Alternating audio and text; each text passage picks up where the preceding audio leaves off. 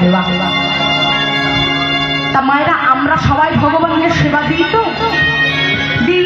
আপনারা সবাই ভগবানকে সেবা দেন, এটাই স্বাভাবিক। আর আমরা কি করি না, সামনের বাজার থেকে 10টা সন্দেশ কিনে আনলাম, ভালো করে প্লেটে সাজালাম, গ্লাসে জল দিলাম, আর ঠাকুর ঘরে ঢুকে ভগবানকে সেবাটা দিয়ে একটা নিয়ম আছে, নিয়মটা হলো বাইরে থেকে দরজাটা বন্ধ করে দেওয়া। আর আধ ঘন্টা পর হাতে 3টে তালি দিয়ে দরজাটা খুলে আমরা কি দেখি না, ভগবান 10টা সন্দেশই সেবা করে নিয়েছেন। কি তাই তো মায়েরা? আস্তে হরিবাসরে বসে গল্পটা না করাই উচিত। আস্তে আস্তে আস্তে। কি গো মায়েরা, 10খানা সন্দেশ ভগবান সেবা করেন তো? করে না? করে না? আপনারা বলুন, আপনাদের থেকে হয়তো একজনের না একজনের সেবা করবে। কবে সেবা কবে? করে না। কেন করবে?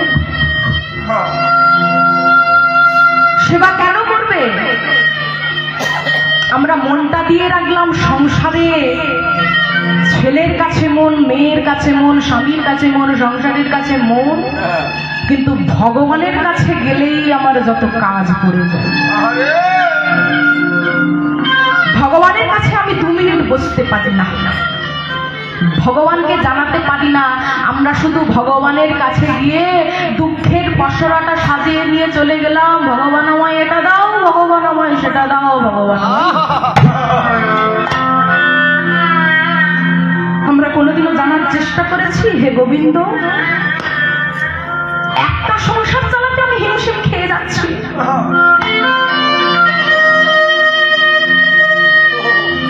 আর তুমি যে অনন্ত কোটি ব্রহ্মাণ্ডটাকে সামলাচ্ছ,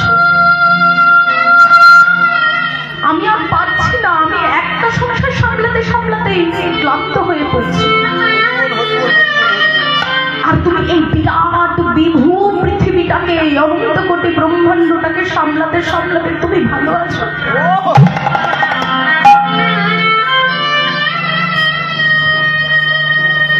আমরা এটা কোনোদিনও বলতে পারি না, আমরা ভগবানের কাছে গিয়ে কোনোদিনও দুঃখটা চোখে জল ফেলতে পারি না,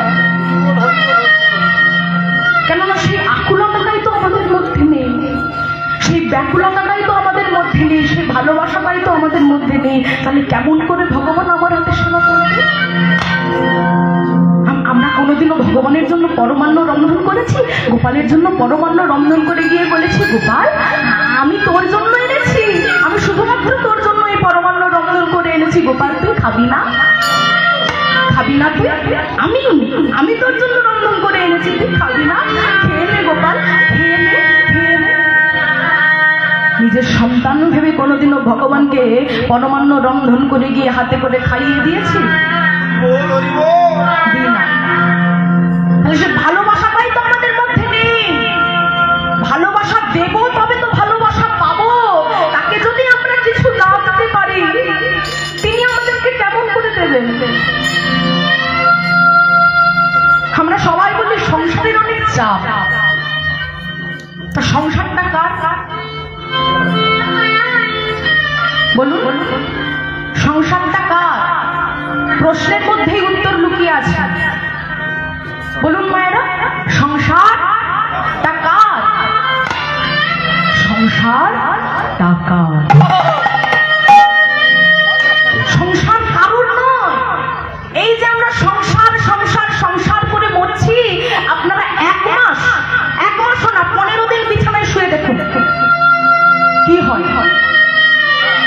15 দিন, 1 মাসও যেতে হবে না, 15 দিন বিছানায় শুয়ে দেখুন, আপনার দিকে মুখটা ফিরিয়েও তাকাবে না। যতদিন আপনি সংসারকে দিতে পারবেন ততদিন আপনি সংসারের কাছে ভালো, আর যতদিন না দিতে পারবেন গেল। আর সেই মনটা একবার ভগবানকে দিয়ে দেখুন, ভগবানকে সেই মনটা দিয়ে দেখুন। ভগবান আপনাকে এত দেবে, এত দেবে, এত দেবে, ভাতটা আপনারা সামলাতে পারবেন না। ভগবান আপনাদেরকে এত দেবে। ভগবান বলেছেন একটা কথা, যে যে ঘরে আমার আস আমি তার কোনো সর্বনাশ।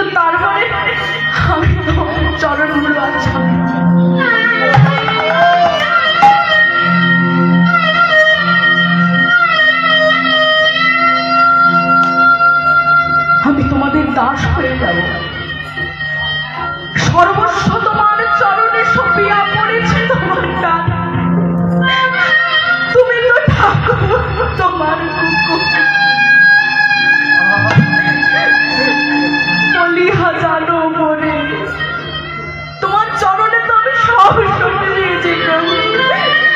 তুমি তো ঠাকুর, আমি তোমার কুকুর। আমাকে কুকুর বলে মানো, তুমি এখন তোমার কুকুর বলে মানো। আমি তোমার কুকুর হয়ে থাকবো তোমার কাছে প্রভু, তুমি আমাকে তোমার কুকুর করে রাখবে। আক্ষেপ চালাচ্ছেন, হে দয়াময়, হে প্রভু, তুমি তো ঠাকুর, আমি তো তোমার কুকুর হয়ে থাকতে চাই। তোমার নিজজন যখন তোমার প্রসাদে সেবা করবে, তার উচ্ছিষ্টটুকু আমরা মায়েরা ফেলে দিই না? ভগবানের প্রসাদ গ্রহণ করে যতটুকু সেবা করলাম, তারপরে আমরা ফেলে দিই না? আর সেগুলো এসে কারা পায়? কুকুরেরা। তা সেই আক্ষেপ জানালেন, হে প্রভু, তোমার নিজজন যখন তোমার প্রসাদে সেবা করে সেই উচ্ছিষ্টটা তখন আমি সেই উচ্ছিষ্টটাই সেবা করবো।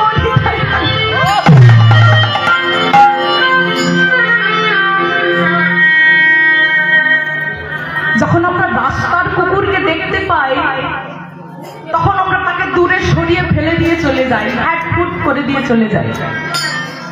আর দেখবেন মায়েরা, একটা কুকুর যদি তার গলাতে একটা বেল্ট লাগানো থাকে বা একটা চেন লাগানো থাকে, একটা দড়ি দেওয়া থাকে, সেটা হচ্ছে তার চিহ্ন। কি না, আমরা তখন কি বলি না, এই কুকুরটার একটা মালিক আছে। অমুক বাবুর কুকুর। হ্যাঁ, অমুক বাবুর কুকুরটা বাড়ি থেকে বেরিয়ে গেছে রে, হাই হাই রে, সর্বনাশ হয়ে গেছে রে, দেখ এই কুকুরটা বেরিয়ে পড়েছে বাইরে, এবার কি হবে বলতো? তখন আমরা বুঝতে পারি যে এই কুকুরটা হচ্ছে অমুক বাবুর বাড়ির কুকুর। তাহলে আমরা যে তার কুকুর, সেই চিহ্নটা কোথায়? চিহ্নটা কোথায়? আমরা যে তার কুকুর, আমাদের বেল্ট কোথায়? তুমি ঠাকুর, আমি তোমার কুকুর। যদি আমি তোমার কুকুর হতে চাই, কারোর কুকুর নয়, রাস্তাঘাটের কুকুর নয়, আমি তোমার কুকুর হতে চাই, তাহলে সেই কুকুরের পরিচয়টা কি হবে না? তুলসীর মালা আর তিলক আনবি। এটাই হচ্ছে সনাতন ধর্মের মানুষদের আসল পরিচয়। এটাই হচ্ছে তার কুকুর হওয়ার চিহ্ন, এটাই হচ্ছে তার কুকুর হওয়ার লক্ষণ।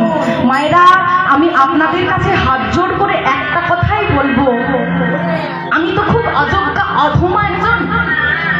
আমি যে কীর্তনটা কি রতন সেটাই বুঝতে পারিনি, তবু আমি আপনাদেরকে জ্ঞান দেব না, জ্ঞান দিচ্ছি না, সেই যোগ্যতা আমার নেই বা সেই সামর্থ্যটা আমার নেই, সেই অধিকারটুকু আমার নেই।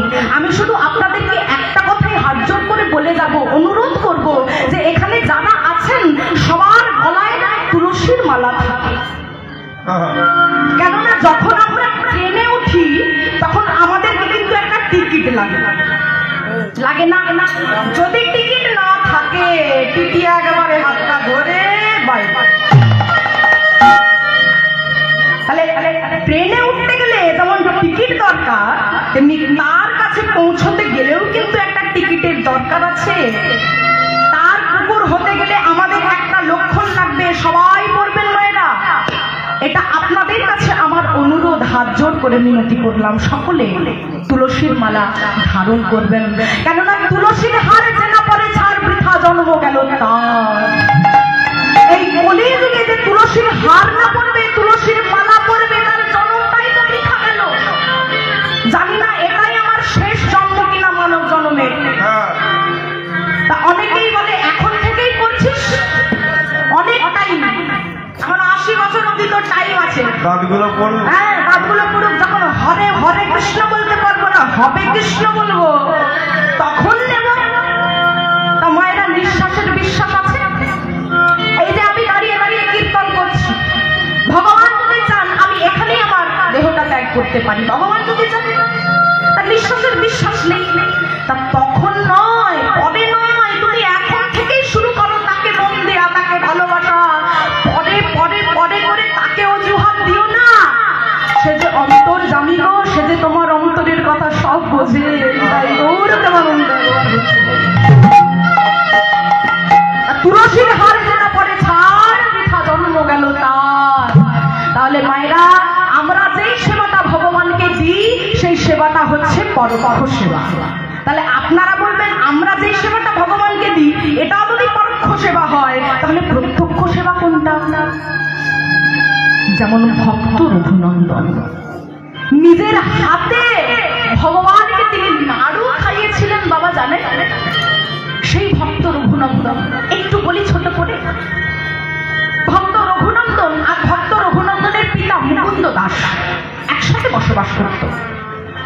তার মুকুন্দ দাস তখনকার দিনে ছিলেন, তখনকার দিনে তো আর ডাক্তার ছিল না, তখন তার বৈদ্য মশাই ছিল, জড়িবুটি ছিল, ঔষধ ছিল না। তা তখনকার দিনে মুকুন্দ দাস ছিলেন একজন পেশায় বৈদ্য মশাই। উনি প্রত্যেকদিন ভগবানের সেবা দিতেন। একদিন কি হয়েছে না, মুকুন্দ দাসের ডাক এসেছে রোগী দেখতে যাওয়ার জন্য, আর এদিকে গালে হাত দিয়ে বসে আছে মুকুন্দ দাস। এমন সময় রঘুনন্দন ছুটে এসে বলছে, বাবা, ও বাবা, তোমার কি হয়েছে বাবা? তুমি অমন করে গালে হাত দিয়ে বসে আছো কেন? তোমার কি হয়েছে? জানিস রঘু, আজকে না আমার রোগী দেখতে যাওয়ার জন্য ডাক এসেছে, আর এদিকে দেখ আমার গোপীনাথেরও এখনো সেবাটা দেওয়া হয়নি। বলতে পারিস আমি কোনটা আগে করবো? আমি রোগী দেখতে যাব নাকি আমি আগে রঘুনন্দনের, আমি আগে ভগবানের সেবাটা দেবো? বলতে পারিস তুই রঘু, বলতে পারিস? ও আচ্ছা আচ্ছা আচ্ছা, এই ব্যাপার। তুমি তো আমাকে বলবে, আমি তো বড় হয়েছি, আমি তোমার ছেলে, আমি করতে পারবো। তুমি আমায় বলো কি করতে হবে। তুই পারবি? তুই পারবি রঘু? তুই ভগবানের সেবা দিতে পারবি? আরে হ্যাঁ বাবা, হ্যাঁ আমি পারবো, তুমি আমায় একটু বলে দাও। এবার দেখুন মায়েরা, মুকুন্দ দাস তার ছেলেকে সবটা বুঝিয়ে দিয়ে এবার চলে গেছে সে গ্রামে গঞ্জে রোগী দেখতে যাওয়ার জন্য। আর এইদিকে রঘুনন্দন তো বাচ্চা ছেলে মায়েরা, সে তো জানে না, একটা বাচ্চা মেয়ে যদিও জানে একটু বন্ধন টন্ধন করতে, কিন্তু একটা ছেলে তো তা পারে না। হ্যাঁ, রঘুনন্দন কি করেছে, একটা হাঁড়ির মধ্যে চাল ডাল তরি তরকারি সবজি মশলাপাতি নুন বেশি করে, ঝাল বেশি করে নুন দিয়ে একটা খিচুড়ি তৈরি করে দিল। সেই খিচুড়িটাকে নিয়ে গিয়ে আজকে রঘুনন্দন আমার ভগবানকে সেবা দিচ্ছে। দেখুন মায়েরা,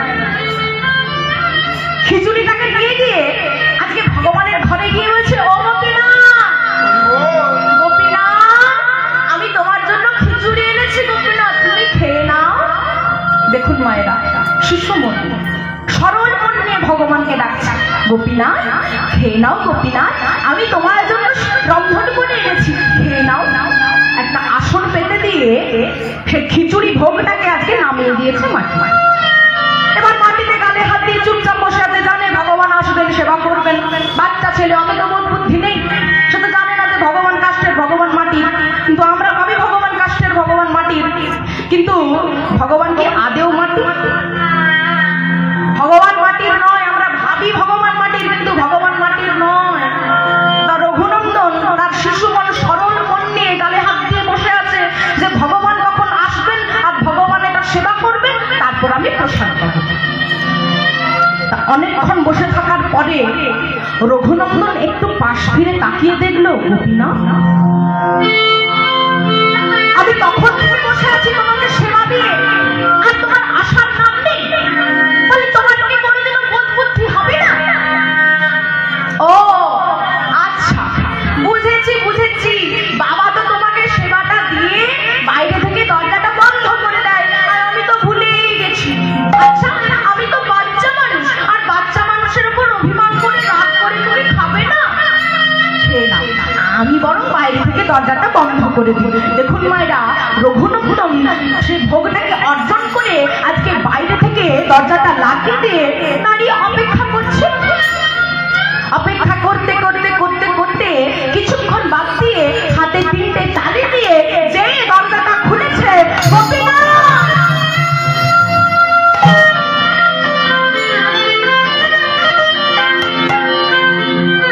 তুমি এত নিষ্ঠুর, তুমি এত পাষাণ,